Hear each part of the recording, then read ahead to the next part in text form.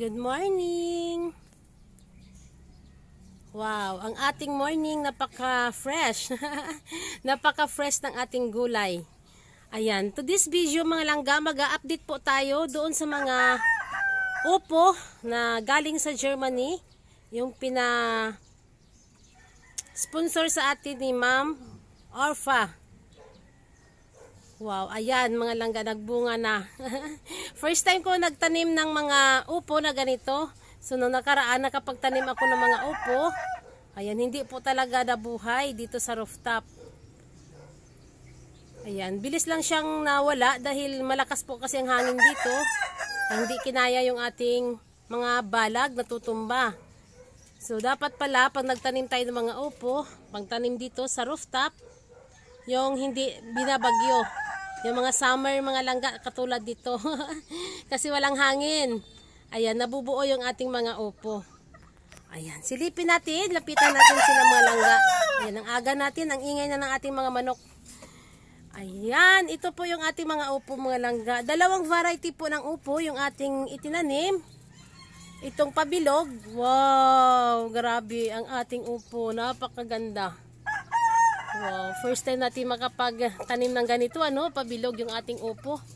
At saka ito po yung long upo, itong pinakamahaba na mga upo langga na itinatanim.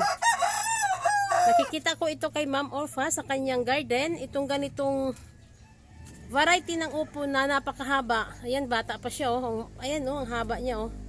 Ganyan ang kanyang long upo. So ito, meron pa dito. Ayan, oh. Wow, grabe, abot kamay natin. Pumatong ako dito langga.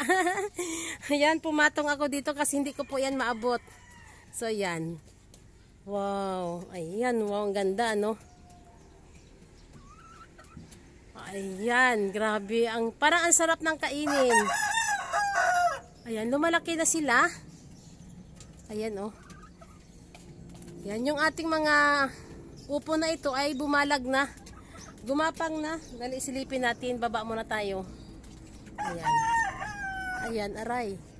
Ang hirap tumaan dito. Ayan, no, yung ating dadaanan dyan, no. Ay, nagsiksiksikan na kasi yung ating mga tanim dyan. So, ito, sa ilalim ng aking upo, ang ating mga sili. Ayan, dahil bunga. So, syempre, hindi lang po upo ang itinanim natin dito banda. Dito sa mga side na ito. Itong ating ang ating nag-iisang puno langga na native na kalabasa. Ayan ang ating native na kalabasa. Wow, ayan, no, nagbunga na siya, oh. Ayan, ito yung unang bunga niya. Ayan, wow, ang ganda. Dito talaga siya na oh, dito sa ilalim na to. Ayan, native po ito langga na kalabasa.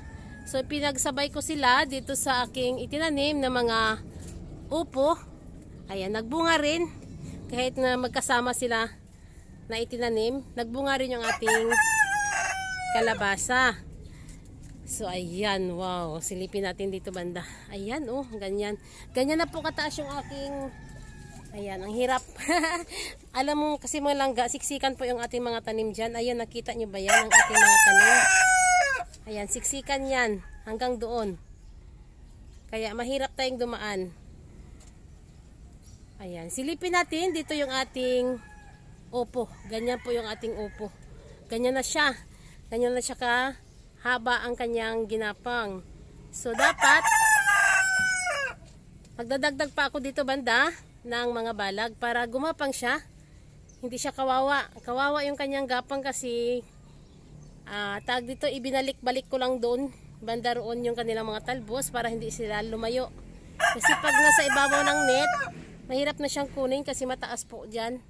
Mahirap nang kunin. Kaya dito banda walang net. Talagang sadya walang net na inilagay ko dito kasi yung upo, ayaw niya kasi langga ng walang araw. Ayan. Gusto niya direct talaga, direct sun talaga ang mga upo. So ayan. Wow, napakaganda. Yung ating mga bulaklak ng ating kalabasa dito. Nakita ko kanina, nandito yung yung ibon. Ayan, oh, nandyan sila, kinakain nila yung yung bulaklak ng ating mga kalabasa. Sayang kasi yung mga ibon dito Nako, walang tigil ang mga bulaklak na mga ating mga tanim dyan.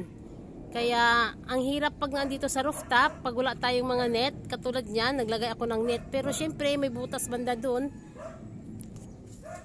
Ayan, dito dumadaan kasi yung mga ibon na yan, dito. Kasi katulad niyan, ayan dito, banda. Ayan, kasi dyan sila dumadapo sa may malunggay. So ngayon, ayan, napaka hirap dumaan dito ha. Ayan, yung ating i-update lang kasi today, yung ating mga, ayan, daan muna tayo dito. Ang ating nagagandahang mga upo. Ayan. Okay, ayan, sa susunod na araw nito mga langga, makapag-harvest na tayo.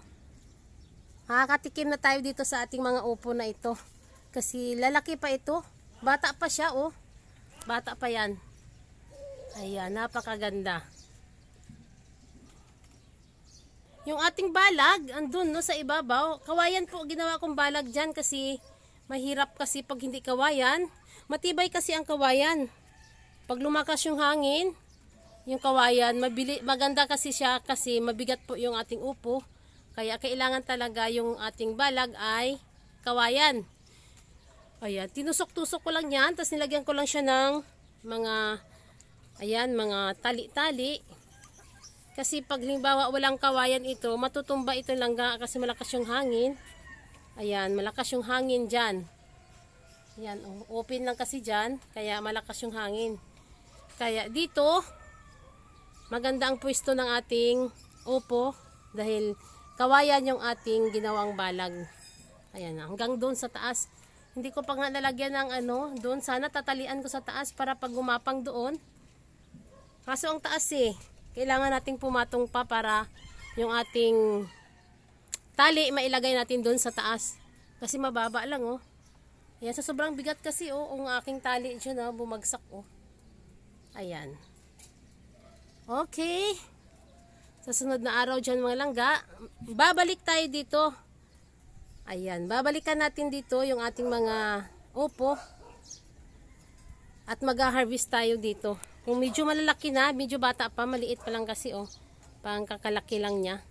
Mga ilang araw pa, pwede na siguro tayo makapagpitas nito para makapagluto tayo nito. Tikman natin tong ating mga upo na ito. Na galing kay Ma'am Orfa. Ayan, sana lalaki ito Ayan, malaki pa yan haba Ayan yung tinamaan ito ng ng kawayan Kasi matalas talaga yung kawayan. So, syempre, wala na tayong magagawa. Dapat yung kawayan na yung maliliit lang yung mga sanga-sanga. Katulad sa probinsya, di ba? Yung mga sanga lang ng ng kawayan. Maganda yon, gawing balag. Ayan, wala naman po tayo ditong mga ganyan. So, ito, binili namin yung kawayan langga. Ang mahal nito.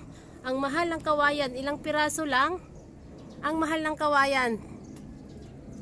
Ayan, sa sunod araw, bibili pa ako ulit ng kawayan kasi tingnan mo naman yung ating kulang po mga ganitong mga nabili nating kawayan. Ayan. Okay mga langga, sa sunod na araw, magbabalik tayo dito. Mamimitas tayo dito ng ating mga upo. Ayan. Thank you sa walang sawang panunood sa aking mga gulay dito sa aking rooftop. Ayan, salamat sa inyong lahat sa walang sawang panunood sa aking mga vlog. Please subscribe my channel Inday Names Rooftop Garden. Bye!